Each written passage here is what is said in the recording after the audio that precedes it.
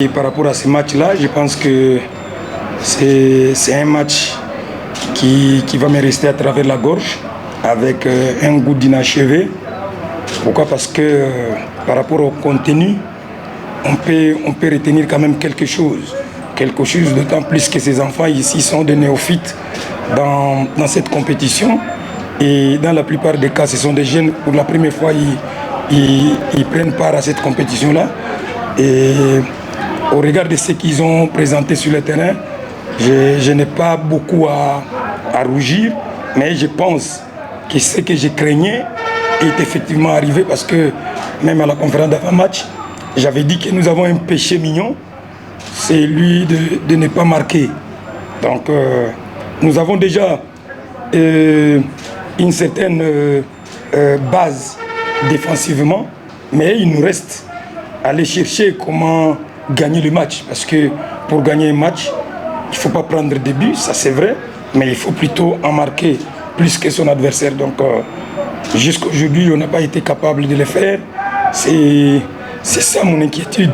Mais je pense que on a rivalisé d'ardeur contre cette équipe et qu'il n'y a pas du feu à la maison.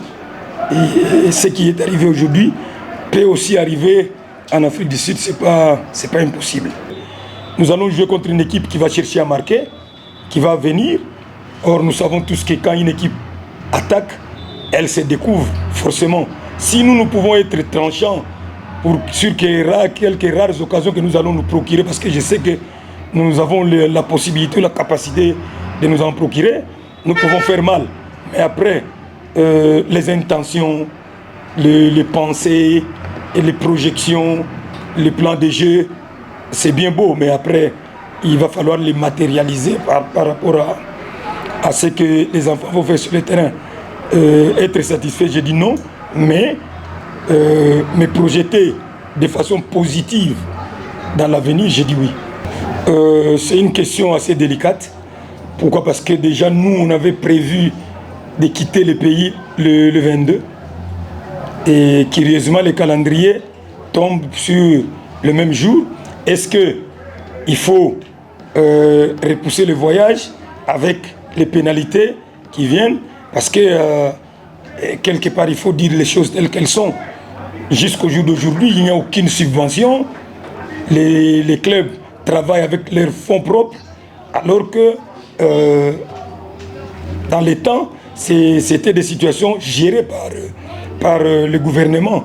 Donc, nous ne pouvons pas nous permettre d'aller payer des pénalités pour une délégation de plus ou moins 40 personnes.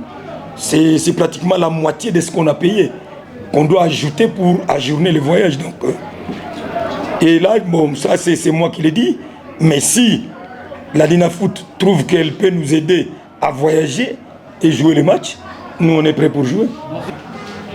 Je suis un tout petit peu motivé par rapport à ce que les enfants montent sur le terrain, mais je pense que ce n'est pas encore ça. S'il faut se satisfaire de ce que ces enfants-là font aujourd'hui, je pense que là, il faut arrêter. Donc, si les grands continuent à travailler, continuent à perfectionner tous les aspects, je parle de l'aspect athlétique, de l'aspect technique, tactique et aujourd'hui l'aspect mental, je pense qu'il y a encore des paliers à franchir et je le répète, nous n'avons que le pain sur la planche, nous devons continuer à travailler.